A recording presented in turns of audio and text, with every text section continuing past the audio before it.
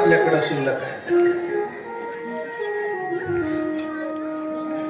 कारण भगवंताचं खूप मोठं चरित्र आणखी शिल्लक राहिलेलं आहे. मला जवळपास 3:45चा वेळ आपल्याला झाला.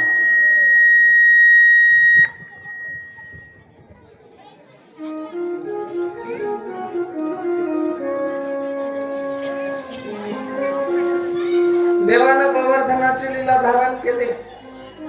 गोवर्धन लीला पूर्ण झाली. त्यानंतर देवाचा आणखी ब्रिजभूमीमध्ये मान सन्मान वाढला, मोठेपणा वाढला. देवाला सगळे स्वीकार करायला लागले आणि एका तरुणाची अवस्था त्या ठिकाणी देवाची असताना सुद्धा मोठमोठ्या लोकांना जे कार्य जमत नाही ते देव करतात अशी भावना सगळ्या लोकांची झाली आणि त्या आविर्भावामध्ये देवाची सगळीकडे कीर्ती, चर्चा, नावलौकिक अशा पद्धतीचं वाढलेलं आहे. जशा काही एखाद्या वराडात आल्यावर बोलता की नाही, तशा बोलायला तसंच काय आजच भेटल्या तिथंच, याला घर नाही दार नाही, इथंच भेटल्या जत्रेमध्ये.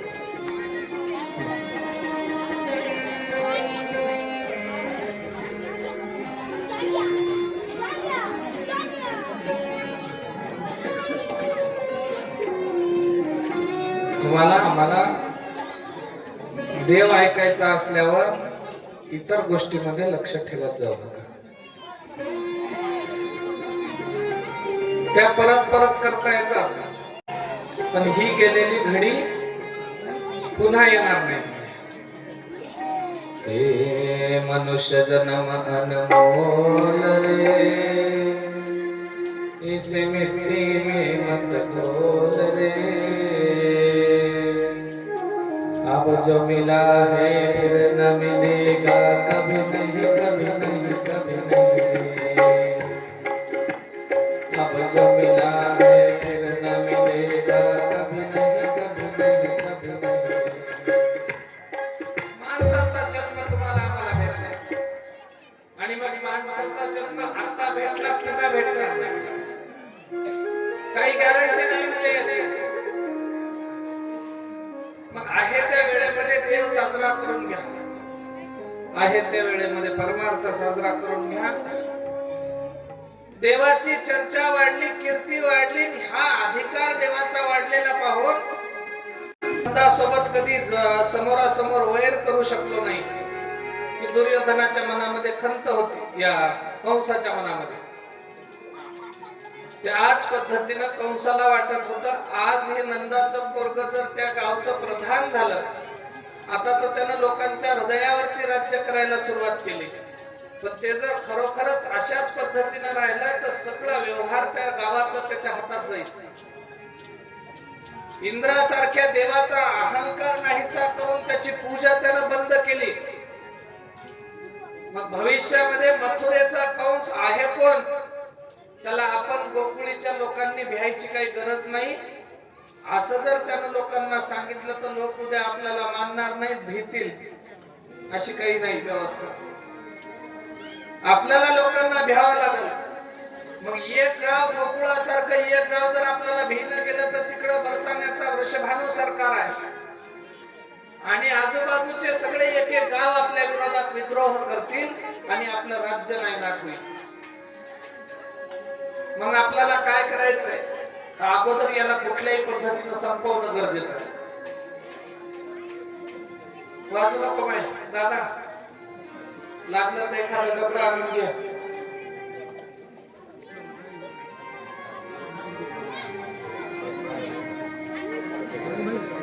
आणि ते तिथं बसूच नका तुम्ही, सगळे वर बसलेले बाजूला खाली चला, काही काम नाही तिथं, काही दिवे लावल्या नाही, उतरा.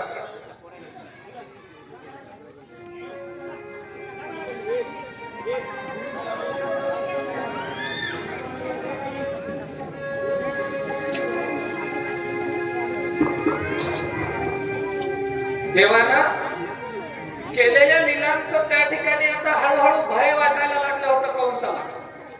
आणि कंसाला भय वाटल्या कारणानं कंस म्हणला आता करायचं तर नेमकं काय करायचं, चिंतातूर होता.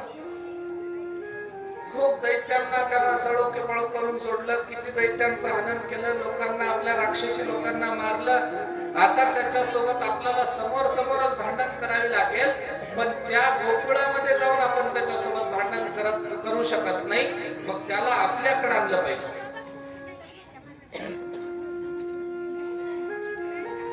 त्याला आपल्याकडे आणायचं तर कसं? याचे मंत्री असलेले अक्रूर महाराज, अक्रूरासोबत विचार विनिमय झाला की अक्रूरा, आपल्याला त्या कृष्णाला त्याला इकडे आणायचंय, कसं आणावं?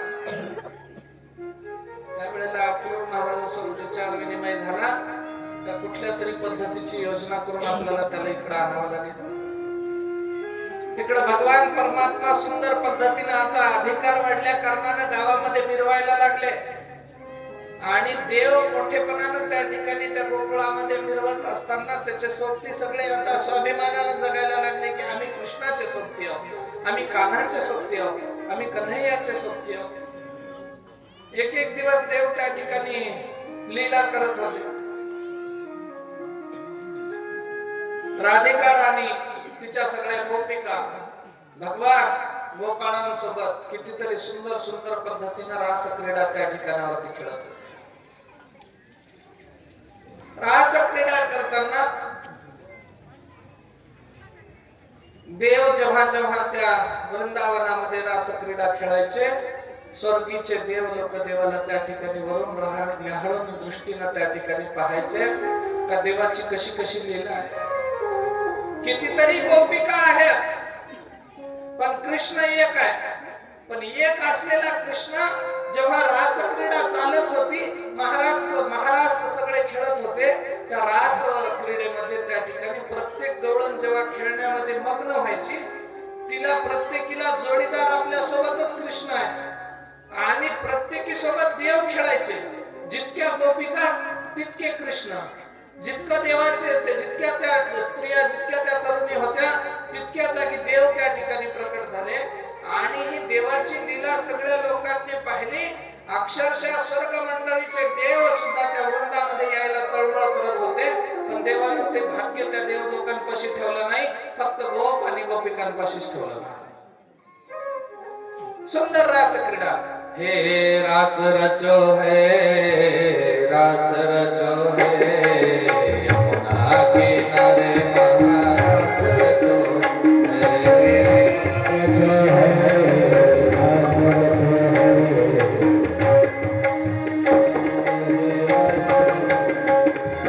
रास रचो है, रास रचो है, यमुना किनारे महारास रचो है, रास रचो है,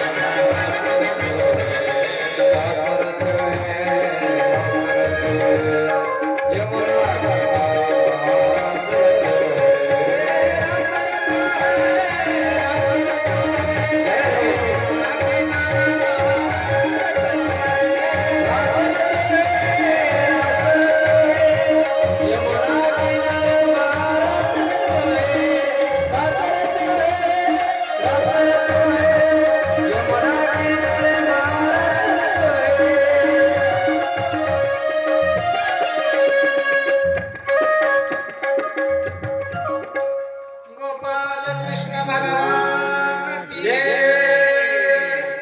हे रास रचो है, रास रचो है, यमुना किनारे महारास रचो है। महाराज म्हणतात सुंदर रास क्रीडा त्या ठिकाणी देवाने घेतली. कसा महाराज एक एक प्रसंग स्पर्श करावा लागतात आणि आता धावत्या वेगानं पुढे पुढे निघूनही जावं लागायला. आता देवाच्या लीला, गोवर्धन लीला, त्याच्यानंतर रास क्रीडा, त्याच्यानंतर ही त्याची माखन लीला, वस्त्रहरण देवानं केलं होतं गोपिकांचं, वेगवेगळ्या त्या ठिकाणी त्याच्या चरित्र कथा आहेत. आता सगळे घ्यायच्या म्हणलं तर अगोदरच आपल्याला एक अख्खा दिवस उशीर झाला आणि म्हणून धावत्या धावत्या वेगात प्रत्येकाला हात लावा लागायला.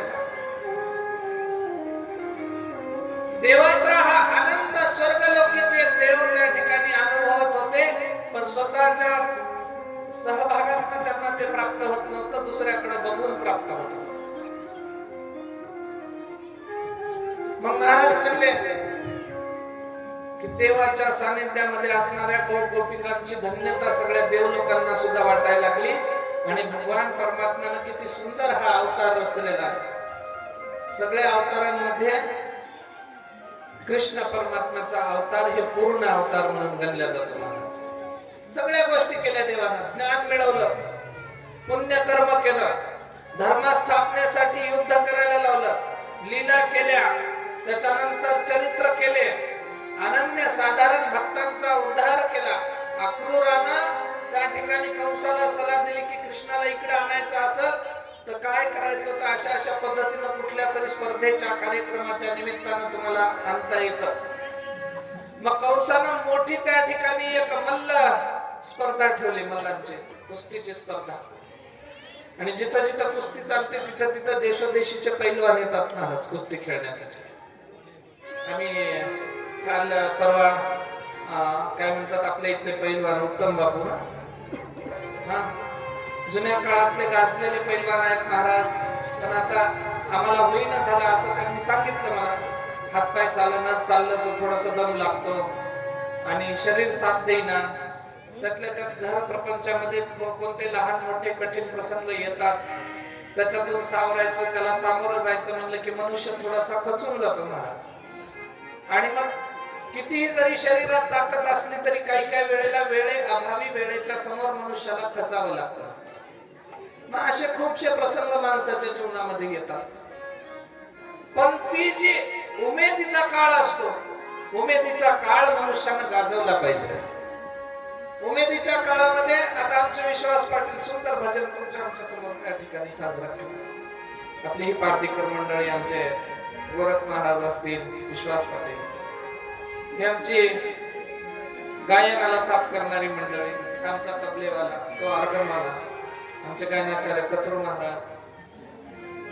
जोपर्यंत शरीर साथ देतो तोपर्यंत सगळं ठीक आहे. शरीराला साथ देणं बंद केलं की मी म्हणणाऱ्याला सुद्धा आपला कारभार आटपून घ्यावा लागतो. जोपर्यंत चालता फिरता येतं तोपर्यंत ठीक आहे. स्पर्धेचं आयोजन केलं कंसानं, मोठ्या कुस्तीच्या स्पर्धेचं. सगळीकडे आमंत्रण दिले. मुळात ती स्पर्धा कुणासाठी नव्हती. मूळ आमंत्रण पाठवलं या नंदराजाच्या घरी. पण नंदराजाच्या घरी साधं सुद्धा आमंत्रण पाठवलं नाही. सोन्याचा रथ सज्ज केला आणि स्वतः आपला एक मंत्री पाठवलेला आहे आमंत्रण देण्यासाठी, घेऊन येण्यासाठी. म्हणजे काही काही वेळेला लोक म्हणतात हेच सांगणं हेच बोलवणं. जेवणाचं आमंत्रण सांगले की काही वेळा म्हणतात पहिलेच्या काळात बघा पुन्हा बोलवणं नाही, हेच सांगणं हेच बोलवणं आहे, जेवायला या. तसं कंसानं सोन्याचा रथ सजवून त्या ठिकाणी त्याच्यात मंत्री अक्रूराला पाठवलं आणि त्याला सांगितलं तुझं जे जे बुद्धी कौशल्य असेल ते वापर आणि कुठल्याही पद्धतीनं तू माझा दूत बनून चाललास त्या कृष्णाला इथपर्यंत आणलं पाहिजे. अक्रूर महाराज निघाले, या गोकुळ नगरीमध्ये प्रवेश केला. गोकुळाच्या सीमेमध्ये जेव्हा सोन्याचा रथ पाहिला तेव्हा सगळे गोकुळातली मंडळी त्या ठिकाणी काय झाली, विस्मित झाली, आश्चर्यचकित झाली. का कारण आजपर्यंत मथुरेकडनं कधीही कुठला शिपाई, कुठला सेनापती, कुठला रथ इथपर्यंत आला नव्हता. दैत्यांचा भार आला कितीतरी लोकांचा, देवाला नायनाट केला, पण प्रत्यक्षात रथ आलेला पाहिला. त्याच्यावरती कंसाचा मंत्री अक्रूर आहे, पी आहे त्याचा, सज्जन वृत्तीचा होता, देवधर्म जाणणारा मानणारा होता. पण काय करतात, काही वेळेला बुद्धिवान माणसाला आपलं शहाणपण झाकून ठेवावं लागतं आणि येड्याचा जय जयकार करावा लागतो. वा वा वा वा, तुम्ही चांगले, तुम्ही चांगले, तुम्ही चांगले. का? कारण परिस्थिती मनुष्याला ते करण्यासाठी भाग पाडते. परिस्थिती मनुष्याला ते करण्यासाठी भाग पाडते. मग हा अक्रूर म्हणायचा सज्जन वृत्तीचा होता, पण दुराचारी असणाऱ्या कंसाच्या हाताखाली काम करावं लागलं का? त्याची सेवा करावी लागली का? कारण वेळेनं बांधील बनवलं होतं त्या पद्धतीचं. दुष्टाचं राज्य आहे, मग राज्य आहे तोपर्यंत आपल्याला शांत राहावं लागेल. आले हा रथ या गोकुळाच्या सीमेत आला. आल्याच्या नंतर या नंदराजाच्या घराच्या दिशेनं नंदराजाच्या अंगणात येऊन थांबला. अक्रूर उतरले आणि नंदराजाच्या घरामध्ये प्रवेश केला. बाहेरून माया बाया त्या ठिकाणी बघू लागल्या. पूर्वीच्या काळामध्ये एखाद्या गावखेड्यामध्ये जर एखादी 4 चाकी गाडी आली तर लोकांना नवल वाटायचं. लोक घराच्या बाहेर येऊन पाहायचे. त्याच्यानंतर लेकरं बाळ त्या गाडीच्या मागं मोठा फिरायचे. इतकं कौतुक होतं. आता गाड्या येऊन जवळ माणसाच्या उभ्या राहिल्या तरी माणूस हरण वाजवेपर्यंत बाजूला सरकत जातो. काळ बदलून गेला. सोन्याचा रथ त्या ठिकाणी नंदाच्या अंगणामध्ये आहे आणि तिथं सगळ्या गवळणी मिळाल्या. नंदराजा कस काय आला आपल्याला पाहिजे, नंदाच्या घरी रथ कशासाठी आला पाहण्यासाठी. कृष्ण परमात्मा वृंदावनामध्ये होते आणि हा अक्रूर त्यातनं उतरला, नंदराजाला भेटला, बसला आणि नंदाला सांगायला लागला की राजा, तुझ्या मुलांना मी नेण्यासाठी आलो. हे म्हणले का? तुमचे लेकरं आजपर्यंत ही गोकुळ भूमी सोडून कुठं गेले नाही. त्यानं सांगितलं आता जावं लागलं, कारण कंसाचं आमंत्रण आलेलं आहे. नंदराजा म्हणले किती मोठं आमंत्रण आलं तरी आम्ही त्याला जाऊ देणार नाही. त्यावेळेला अक्रूरानं सांगितलं, यशोदेला जरी माहित नसलं तरी तुम्हाला चांगलं माहित आहे कृष्ण कुणाचा मुलगा आहे. तो वसुदेव आणि देवकीचा मुलगा आहे आणि ते बंदीशाळेत कारागृहात जेलमध्ये आहेत. त्यांना सोडवायचंय. त्याच्यानंतर उग्रसेन महाराजांना सोडवायचंय. आपल्या आई वडिलांना सोडून या कंसाचा निपात करायचा आहे. त्याच्यासाठी या लेकरांना जावं लागेल. त्यावेळेला नंदराजाला तेव्हा लक्षात आलं की अरे हे लेकरू आपलं नाही, वसुदेव महाराजांचं आहे. अंधाऱ्या रात्री अष्टमीच्या दिवशी, श्रावणाच्या अष्टमीला आपल्याकडे आलेलं हे लेकरू आहे आणि याला आपल्याला जाऊ द्यावं लागेल. मग आता त्या ठिकाणी हे काळजावरती दगड ठेवून नंदराजा तयार झाले खरे, पण जेव्हा ही वार्ता यशोदा मातेला समजली, यशोदा माता फार दुःखामध्ये बुडाल्या. का दुःखात बुडाल्या? कारण यशोदा मातेला माहित नव्हतं लेकरू आपला आहे का कुणाचा आहे. पण ज्या वेळेला यशोदा मातेने विचारलं का हा कशासाठी आलाय, नंदराजाने सांगितले लेकरांना आपल्या घेऊन जाण्यासाठी. त्यावेळेला यशोदा माता म्हणली मी माझा कान्हा माझ्या घर सोडून कुठेही जाऊ देणार नाही. त्यावेळेला थोडस बोलाचाली झाली. नंदराजाने पटकन सांगून दिलं तो कान्हा कन्हैया आपला मुलगा नाही, तो वसुदेव आणि देवकीचा मुलगा. सर्व पायाखालची माती सरकल्यासारखं दुःख त्या ठिकाणी दाटलं यशोदा मातेला. का? कारण आजपर्यंत काळजाचा तुकडा म्हणून ज्याचं तळ हाताच्या फोडासारखी राखण केली, ज्याची जतन केली, त्याला न्यायला किंवा त्याच्याबद्दल आपला मालक आपला पती स्वतः सांगायला लागला की मुलगा आपला नाही दुसऱ्याचा आहे. अहो तुम्ही सुद्धा या दुष्टासंग मिसळले का, मिळाले का म्हणून यशोदा माता नंदराजाला विचारते. आणि ही बातमी त्या ठिकाणी दारावरच्या गवळणींनी ऐकली. गवळण बनती यशोदेला कोठे के सावळा कारथ शिकारीला साके वो बदला आत्रीण उभासे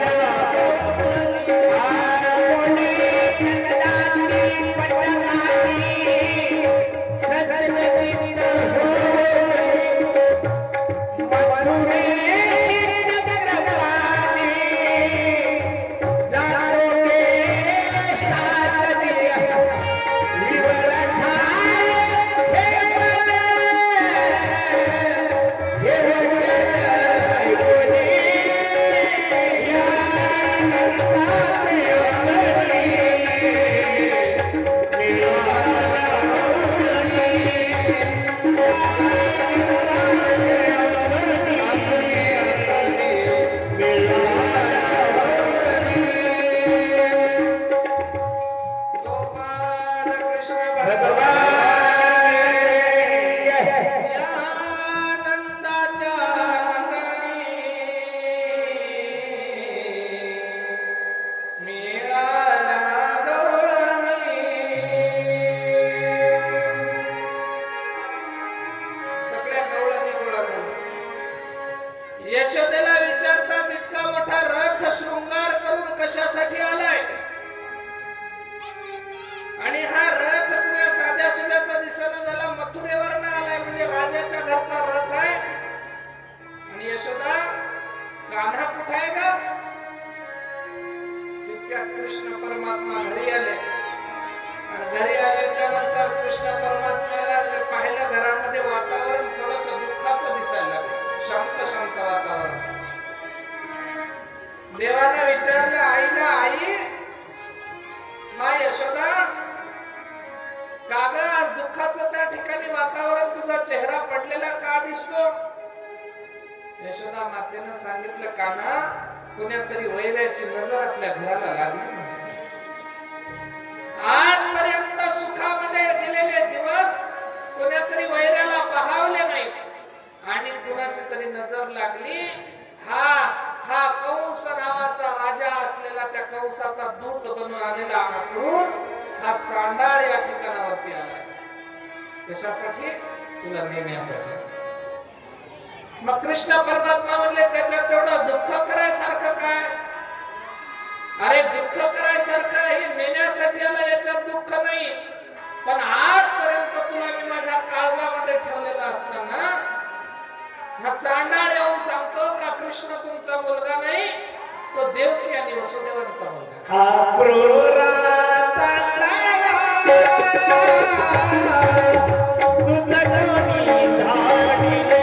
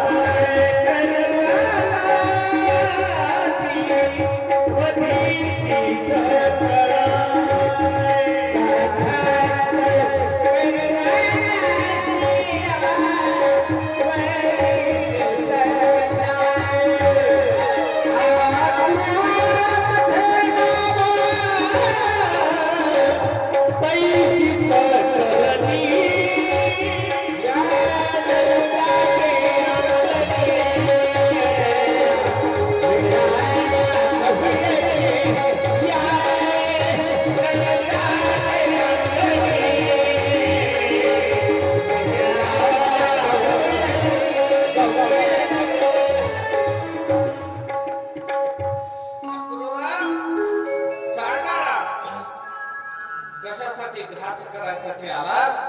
ही यशोदा मातेची भावना होती, ही त्या गवळणींची भावना होती. कृष्णदेव म्हणले आई हे मला अगोदरच माहित होतं की कधीतरी आपल्याला कंसाचं हरण करायला जायचंय, पण आज ती वेळ आली. काळजी करू नको, मी देवकीचा असलो काय कुणाचा असलो काय, ही सगळी दुनिया मला यशोदा नंदन म्हटल्याशिवाय राहणार नाही. मी यशोदेचाच मुलगा म्हणून या जगामध्ये नावारूपाला येईल. जरी मी तिकडे गेलो मथुरेत, जरी मी देवकी नंदन असेल, जरी मी वसुदेव नंदन असेल, तरी मला यशोदा नंदन ब्रिज जनरंजन अशा पद्धतीचे सगळे लोक मला त्या ठिकाणी नंदाचा लाल नंदलाल म्हणून म्हणतील. तुमचंच नाव माझ्या नावापुढे हमेशा राहील. सदा त्या ठिकाणी तुमच्या नावाला मी कधी विसरणार नाही आणि तुला सुद्धा आई विसरणार नाही का? पण मला जावं लागेल. आई म्हणली अरे तुझा बाबा त्या चांडाळासोबत मिळाला, माझी हत्या करायचा विचार होता काय की तुझ्या बाबाने मला ही गोष्ट सांगितली की तू माझा मुलगा नाही. असो म्हटले मला काही हरकत नाही, पण तू देखील मला सोडून जाण्यासाठी सज्ज झाला. अरे एखादी गंगा आहे आणि गंगेचं पात्र भलं मोठं आहे, पण त्यामध्ये थेंबभर जरी पाणी नसलं, एक घोटभर पाणी जरी नसलं, तर ती नदी भकास वाटायला लागते, निर्जीव वाटायला लागते. आणि आमच्या जीवनातून तू जर निघून गेलास तर आमच्या जीवनातला आनंद नावाचा हरपून जाईल. म्हणून या शरीरामध्ये प्राण असेल खरा, पण हे शरीर फक्त जिथं दिसण्यापुरतच आहे. वास्तविक पाहता तू ज्या वेळेला इथून जाशील त्या वेळेला आम्ही मरून जाऊ बेटा. फक्त शरीर रूपाने जीवन करावं, तू आम्हाला सोडून जाऊ नको. देव म्हणले आई अगं माझी मर्यादा आहे. नियतीनं ज्याला जन्माला घातलं त्याला आयुष्यभराचे सगळे काम पूर्ण करावे लागतात. आणि मी ज्या अवतार कार्यासाठी इथं जन्माला आलो, पृथ्वीला पापाच्या वजातून मोकळं करायचं हे आश्वासन मी पृथ्वीला दिलं होतं. दुष्टांचं निर्दाळ करायचंय, संतांचं रक्षण करायचंय आणि या जगताचं कल्याण करायचं आहे, धर्म प्रतिष्ठापना करायची आहे. मग मला त्या ठिकाणी जावं लागेल. काळजावरती दगड ठेवून कृष्ण परमात्मा आईला बोलले आणि आपल्या काळजाला त्या ठिकाणी धीर देत देत माता यशोदेने हे शब्द ऐकले आणि कृष्ण परमात्मा आपल्या आई वडिलांची रजा घेऊन त्या ठिकाणी निघायला लागले. अक्रूराला म्हटले चला लवकर, कारण इथं जर मी जास्त वेळ थांबलो आणि माझ्या आई वडिलांनी जर विरह व्यक्त करायचा, दुःख व्यक्त करायचा प्रयत्न केला तर पुन्हा माझे पावलं उचलणार नाहीत. लवकरात लवकर रथात बसा आणि इथून निघा. देव बोले अक्रूरासे वेरी हरी काशी या गोपिकांच्या सुखासी नमहारे हे कृष्णा हे राजा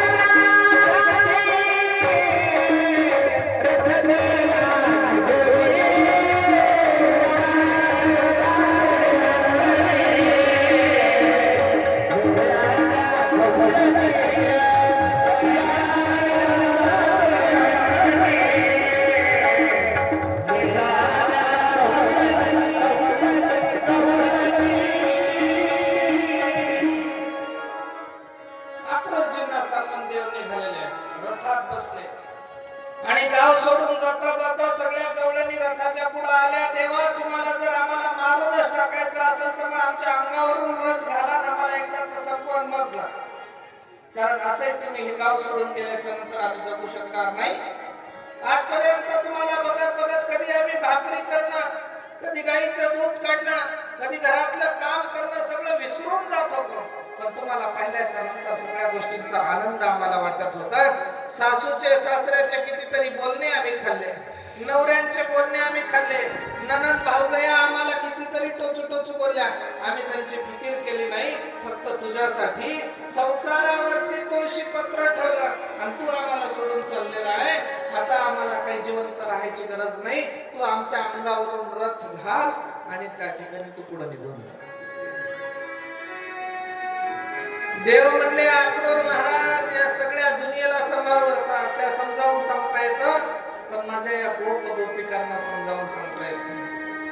देवानं सर्वांना सावरण्याचा प्रयत्न केला आणि रथ पुढे घेऊन त्या ठिकाणी निघाले. पण सगळ्यांची रजा घेताना राधिका राणी त्या ठिकाणी फार मोठ्या दुःखामध्ये होती. अरे मी रुसून बसले तर माझ्या घराकडे तू एका मन्याऱ्याचा त्या ठिकाणी वेश धारण करून आलास. तू बगलेला झोळी घेऊन त्याच्यामध्ये त्या ठिकाणी बांगड्या काकणं घेऊन माझ्या या बरसाण्याच्या गलीगलीमध्ये तू फिरलास आणि मला शोधण्यासाठी मी 4 दिवस रुसल्याच्या नंतर रुसवा काढायला आलास. आणि आज मी जेव्हा तुझ्यासाठी सगळ्या लोकांची तमानं बाळगता जेव्हा जेव्हा तुला भेटायला येते तेव्हा तेव्हा मी फक्त तुझीच होऊन राहते. या जगात मी कुणाचा विचार कधी केला नाही. आणि तू आता मला सोडून चालला म्हणजे आजपर्यंतच्या लोकांनी माझ्यावरती उणे धुणे नाव बोट ठेवले असतील ते लोक खरे आहेत का? हे राधिका पागल झाली म्हणत होते काही लोक. माझ्या घरच्यांनी सुद्धा मला त्या ठिकाणी कळेक वेळा अडवण्याचा प्रयत्न केला पण मी अडवली नाही. कारण तुझ्यामध्ये माझा जीव होता. आज तू मला सोडून चालला म्हणजे माझा जीव घेऊन चाललास. कसं करायचं?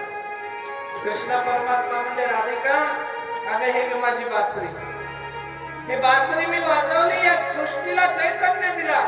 आजपासून मी माझी बासरी ही माझा आनंद आहे. जसा तू तुझा जीव गेला म्हणतेस ना तसा हा बासरीचा आनंद मी तुला आज अर्पण करतोय. मी याच्या पुढे बासरी कधी वाजवणार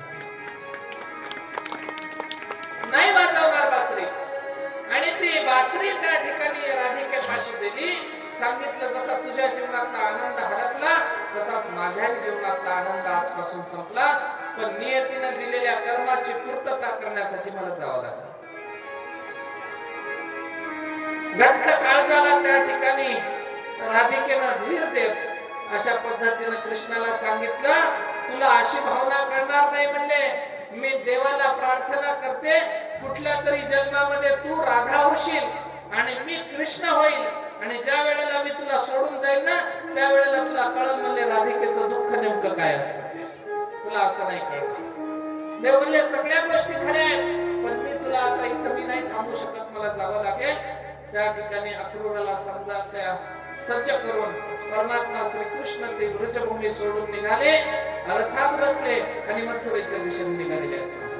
देवाच्या लीला गोकुळातल्या इथपर्यंतच होत्या. आता मथुरेमध्ये प्रवेश देवाचा व्हायला लागला आहे. गोपाल कृष्ण भगवान की जय. देव मथुरेच्या दिशेने गेले. मथुरेच्या सीमेमध्ये देवाचा प्रवेश होतोय.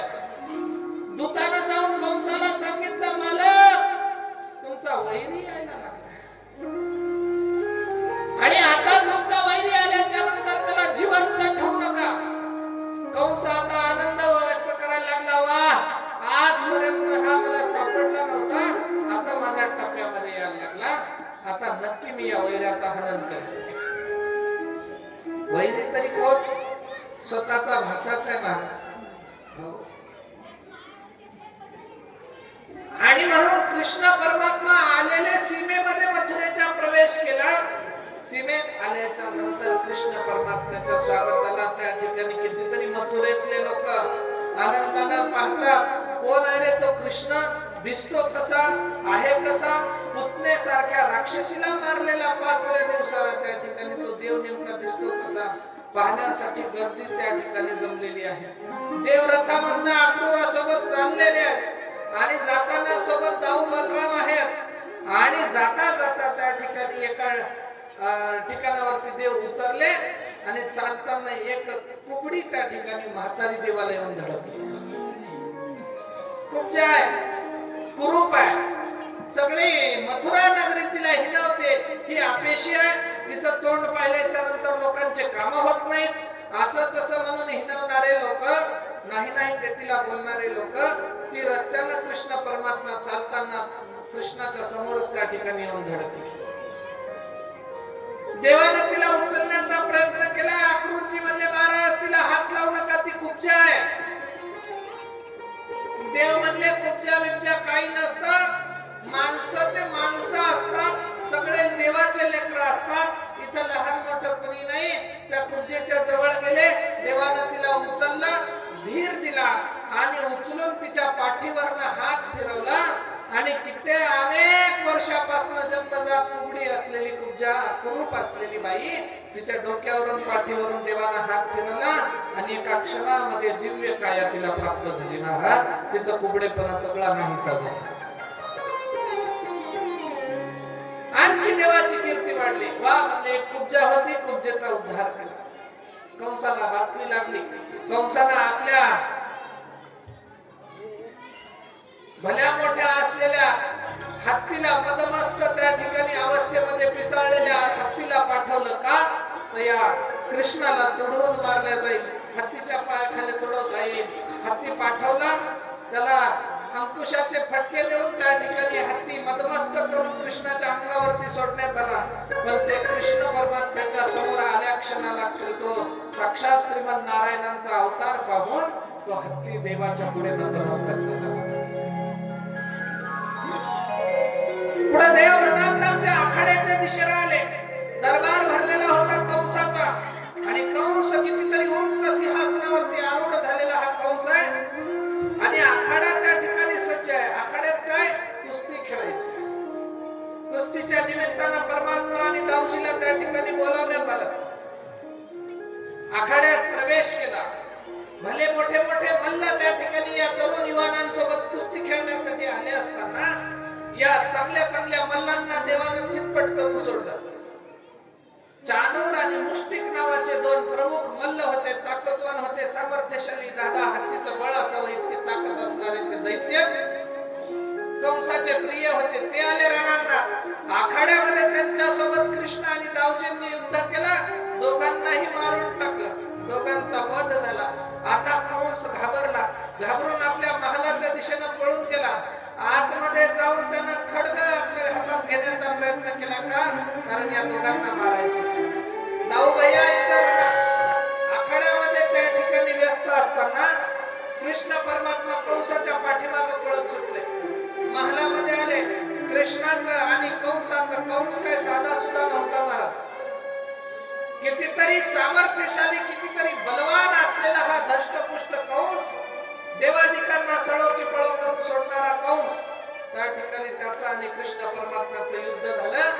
देवानं त्याच्यासोबत डावपेच खेळून, त्याच्यासोबत मल्ल युद्ध खेळून, कुस्ती खेळून त्याला पाडलं. त्याच्या उरावरती बसले आणि आपल्या दोनही हातांची अशी मूठ आवळून त्याच्या छातीवरती प्रहार केला. बदा भद्रट त्या ठिकाणी पोहोचला.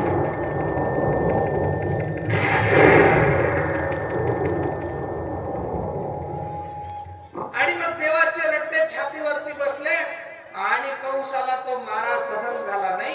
हे काय लेकरू साधं सुद्धा नव्हतं महाराज. दही दुधात तुपावरती लोण्यावरती लहानपणापासून वाढलेला आहे आणि त्या मार असा जोराचा बसला. कंस हातपाय ढिले करून गतप्राण झाला. कंसाचं हनन झालं. सृष्टीमध्ये चैतन्य उत्साहित प्रवाहित झालं. पृथ्वी पापाच्या ओझ्यातून मुक्त झाली आणि चराचराने एकच जयघोष केला, बोला गोपाल कृष्ण भगवान की जय. कंसाचा वध झाला. देवानं सगळ्या लोकांना आपलंसं केलं. कारागृहात असलेल्या आपल्या आई वडिलांना सोडवलं. उग्रसेन महाराजांना सोडवलं. त्यांना राज्य दिलं. मथुरेचं राज्य पुन्हा धर्मस्थापन झाला. उग्रसेनांच्या हाती राज्य देऊन कृष्ण परमात्म्याने आपल्या आई वडिलांची भेट घेतली आणि सुंदर त्या ठिकाणी ही पृथ्वी पापातनं मुक्त केली.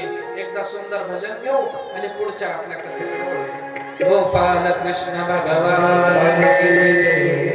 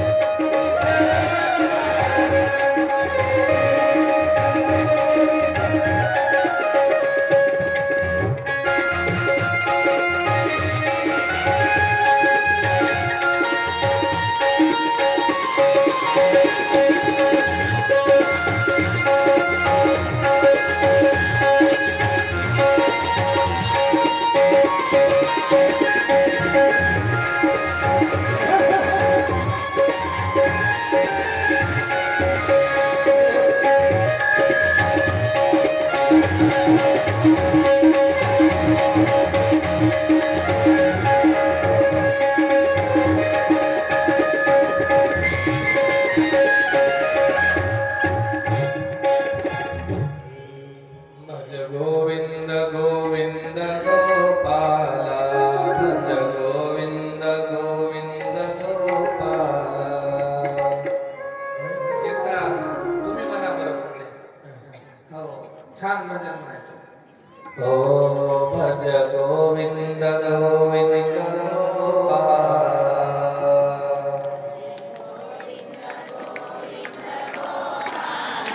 भज गोविंद गोविंद गोपाला.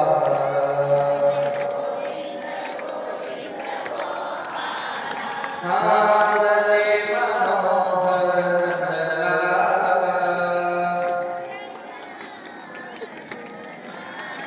हारले मनोहर नंदलाला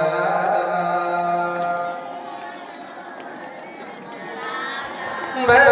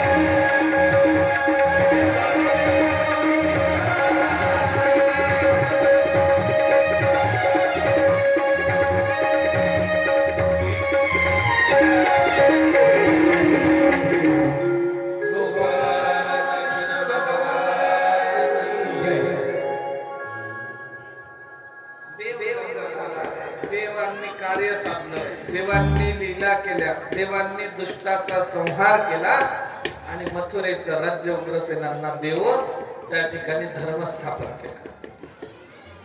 आता हे दोनही युवक या दोनही युवकांना त्या ठिकाणी या जगतानं अनुभवलंय कृष्ण आणि बलराम.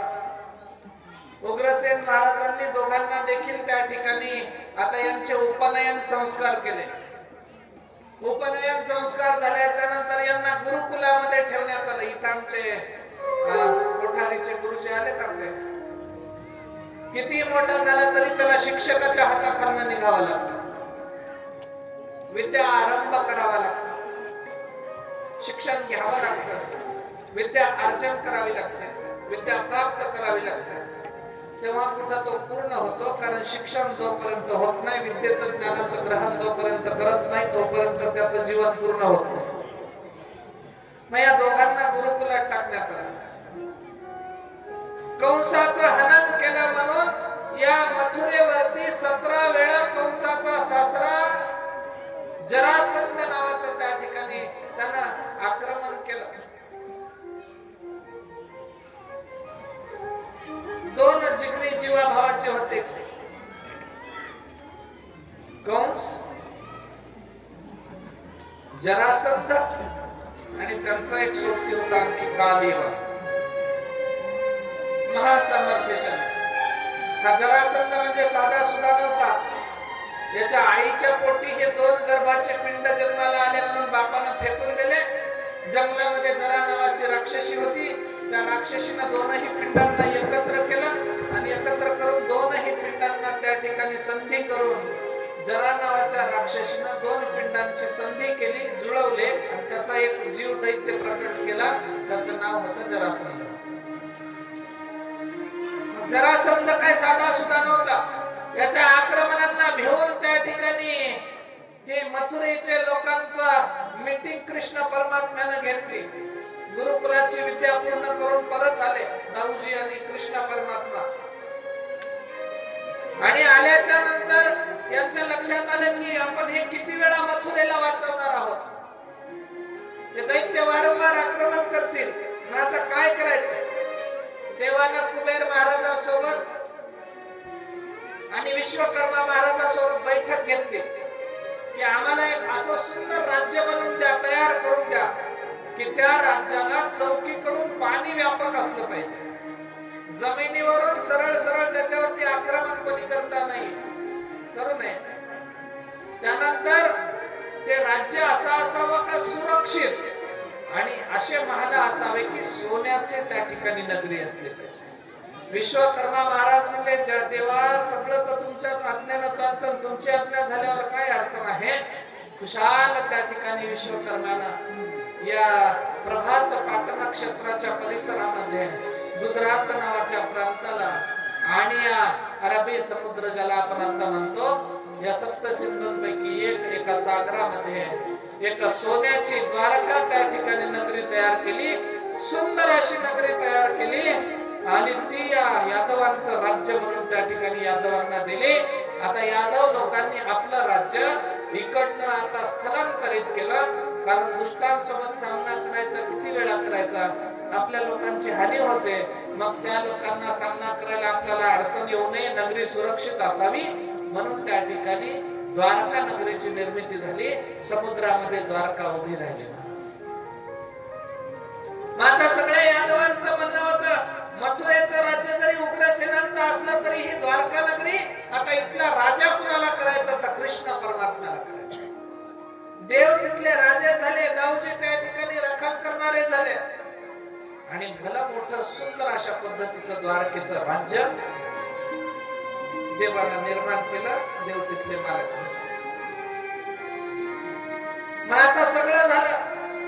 माणसाचं शिक्षण झालं, त्याला गाडी झाली, बंगला झाला, सगळं झालं. आता एक गोष्ट शिल्लक राहते. कोणती? नोकरी मिळाली, आता चोकरी पाहिजे. चोकरी पाहिजे, चोकरी. आणि मग आता राज्य झालं, पण राज्याला त्या ठिकाणी राजा आहे, पण राजासाठी राणी पाहिजे. श्रीमान बलरामजींचा त्या ठिकाणी विवाह झाला. बलरामजींचा विवाह पूर्ण झाला आणि आता सगळीकडे चर्चा चालू होती आपला राजा जो आहे त्याचं लग्न झालं पाहिजे. राजाचं लग्न करायचं तर साधं सुद्धा करायचं नाही, नवरी कुठली शोधायची. तितक्यात विदर्भ देशीचे राजे असणारे रुक्मंग भीमक आणि भीमकाचे त्या ठिकाणी कन्या आहे रुक्मिणी. 9 कन्या आणि 1 मुलगा रुक्मिया. आपल्या उपवर झालेल्या या कन्येचा विवाह करायचा म्हणून त्यानं त्या ठिकाणी देशोदेशीचे नवरदेव पाहिले. त्याच्यात या रुक्मयाचा सोबती होता शिशुपाल. शिशुपालासोबत रुक्मिणीची सोयरी ठरली खरी, पण रुक्मिणी म्हणली मला हे पसंत नाही.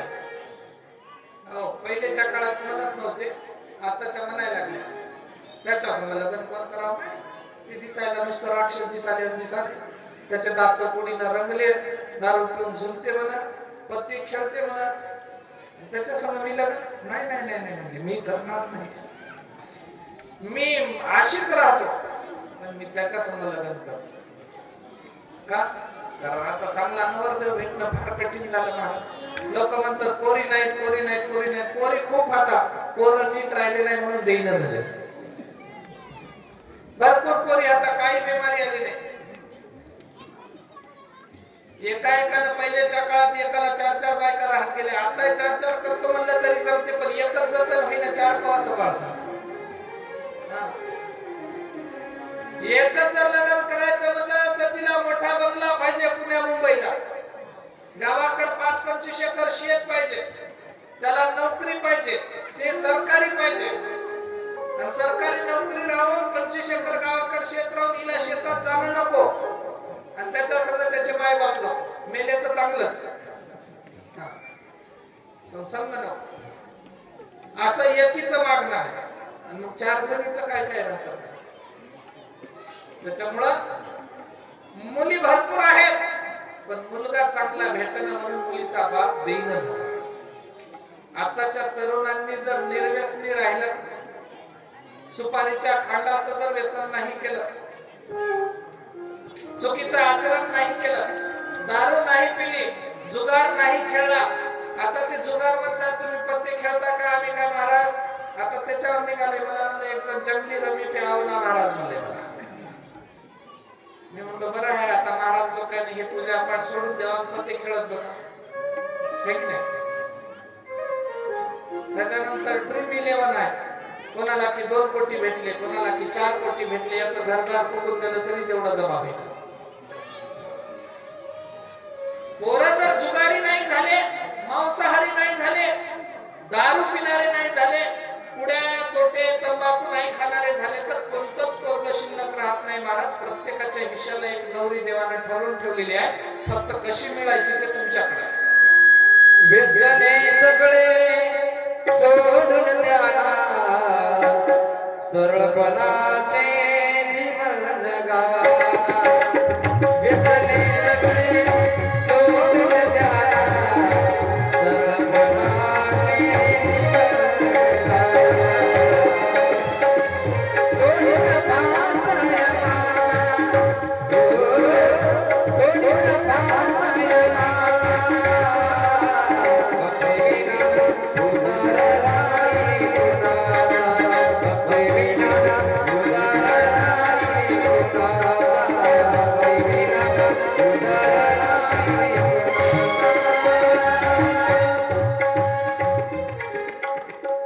गोपाल कृष्ण भगवान की जय.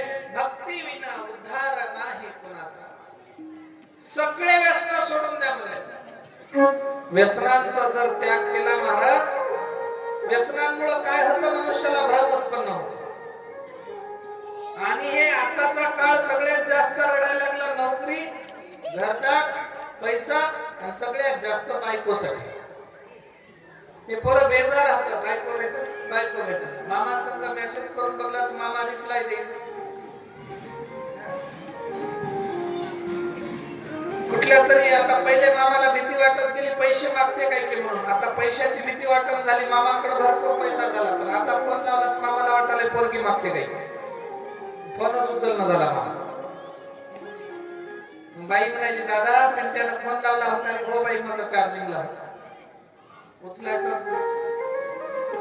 पण प्रत्येकाचं कर्तृत्व सिद्ध झालं तर प्रत्येकाला एक एक बायको ठरलेली आहे महाराज. नाही अशातला भाग नाही. असं कोणी ऐकलंय का आजपर्यंत की अमुक अमुक माणसाला बायको भेटली नाही म्हणून महाराज झाले? ऐकलं का कोणी? अमुक अमुक माणसाला बायको भेटली नाही म्हणून ते महाराज झाले? कुठेही उदाहरण सापडत. हा, बायकोला कटाळून महाराज झालेले खूप होतात. भरपूर हाथ. ये दुनिया अजब खिलौना है, मिल जाए तो मिट्टी और ना मिले तो सोना है. है ना? दुनिया अजब खिलौना है. एक जण येडा होता. येडा गाडीत बसून चाललंय, पिशाच्या येड्याच्या गाडीत चाललंय पागलखान्यामध्ये. आणि जात असताना एकानं न राहून आमच्या बापू सारख्याने विचारलं ते किती सुंदर दिसते, किती चांगलं आहे, ते येड्याच्या गाडीत बसून का चाललंय? दुसरं म्हणलं अरे ते येडं झालंय. ते म्हणलं का? कारण त्यानं जिच्यावरती प्रेम करत होता ती मुलगी त्याला भेटली नाही, दुसऱ्या सोबत तिचं लग्न झालं, हे पागल झालंय. मग हे म्हणले ठीक आहे ते पागल झालं. त्याच्या शेजारी दुसरं एक चांगलं तरुण पोरग दिसायला ते काऊन येड्यासारखं चाललं? ते म्हणले ते सुद्धा पागल झालं. हे म्हणले ते का पागल झालं? ते पागल झालंय. हे पहिलं पागल झालं होतं की त्यानं जिच्यावर प्रेम केलं तिच्यासोबत लग्न झालं नाही, दुसऱ्या सोबत झालं म्हणून ते पागल झाले. आणि हे पागल का झालं? कारण तिचं लग्न याच्या सोबत झालं होतं म्हणून पागल झालं. है की नाही? म्हणजे बायको भेटच न गेली त्याला तिची आप्लूक आहे, आणि ज्याला भेटली त्याच्या डोक्याला ताप आहे. 2 वर्ष होऊन झालेले लग्नवाल्याला विचारा कस काय आहे बरं. काय सांगावं महाराज तुम्हाला. उगा सुरू सुरूला मजा वाटते, जलमभर सजाच आहे म्हणतात त्या संसाराची. पण तरी माय बापाला वाटते आपल्या लेकराचे हात एकदा पिवळे करावं, एकदा गोडीनं आपण त्याचा संसार बघावं, एकदा नातू पुत्र सगळे पाहता आले म्हणजे आपला जीव भरून पावला. कृष्ण परमात्म्याचं लग्न झालं पाहिजे ही त्या नगराच्या लोकांना तळमळ होते. इकडे रुक्मिणी त्या भीमकानं त्या ठिकाणी रुक्मिणीचं लग्न शिशुपालासोबत ठरवलं, पण ही रुक्मिणी म्हणली मला याच्यासोबत लग्न करायचं नाही. मग कुणासोबत करायचं हिला सांगता येईना. बाबांना शब्द देऊन ठेवलेला आहे. पहिलेच्या काळामध्ये जुन्या काळात लेकरं एकदा जन्मलं आणि बहीण भावाचं त्या ठिकाणी नातं जर चांगलं असलं तर लेकराच्या पोटाला कुंकू लावत होते की तुमची मुलगी आजपासून आमची सून आहे. जुन्या काळातल्या घरामध्ये मला खूप म्हातारे चांगल्या चांगल्या गोष्टी सांगत गेले, ते ध्यानात राहिले. लेकराच्या पोटाला कुंकू लावल्या जायचं की आजपासून तुमची मुलगी आमची सून आहे, तिचं लग्न होईल तर माझ्याच मुलासोबत होईल. आता सोयरीक झाली तरी सोयरीक टिकन झाली. सोयरीक झाल्यावर साखरपुडा झाल्यावर 2-3 नवऱ्या पडून गेल्यात. आम्हाला याच्यासोबत करायचं नाही, त्याचं वागणं नीट नाही. एका जागी तर नवरदेवाला मार देऊन काढून दिले लग्नाच्या आधी. कारण एका जागी ते खरी गोष्ट आहे महाराज, नवरदेवन त्याचे मित्र इकडे मिरवणुकीत नाचत बसले. हे नवरीच्या घरचे म्हणले चला लग्नाची वेळ झाली, चला लग्नाची. हे लावून होते जराशी आणि येईच ना नाचणं सरच ना. नवरी म्हणली काळजी करू नका, दुसराच नवरदेव उठवला त्याच्या संग लग्न आटून घेतलं. ही जेवायच्या टायमाला खरी गोष्ट. त्याच्यामुळे आता नवरदेवाला किंमत नाही, आता नवरीला किंमत आहे. पहिले नवरीला बोलता येत नव्हतं. ज्याच्या संग बांधलं त्याच्या संग आयुष्यभर संसार करायचा, पण जसा करायचा तसा त्याच्या संग करायचा असल्यामुळे बिचाऱ्या पिदाडा असला तर त्याच्याही संग वेळ काढला, चांगला असला तर त्याच्यासोबत वेळ काढला.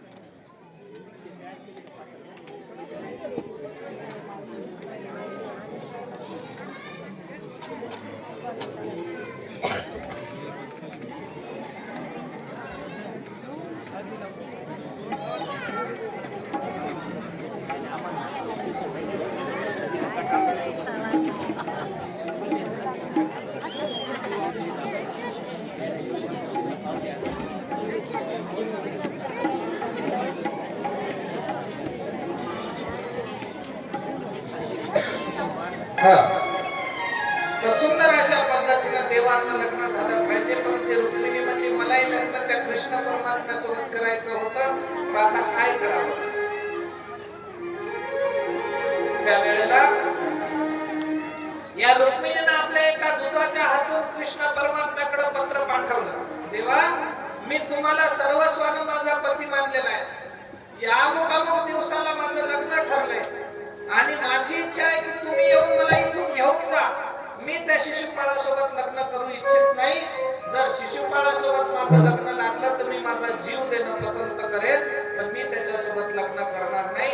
देव म्हणले आता नाही जावं तर तिचं लग्न लागायचं कुठं राहिले की तिला जीव देतो म्हणून धमकी दिली.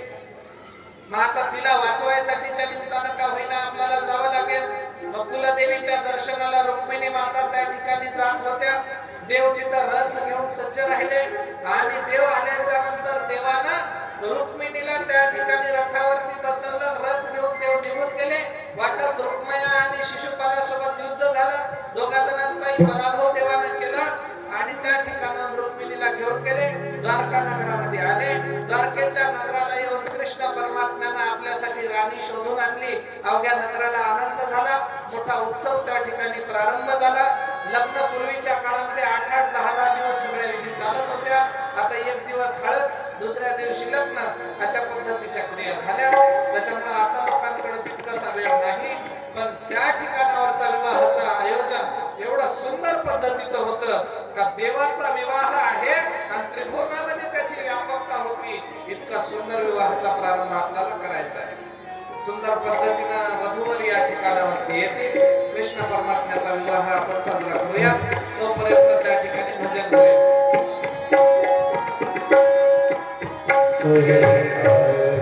सुस्वागतं कृष्णा, सुस्वागतं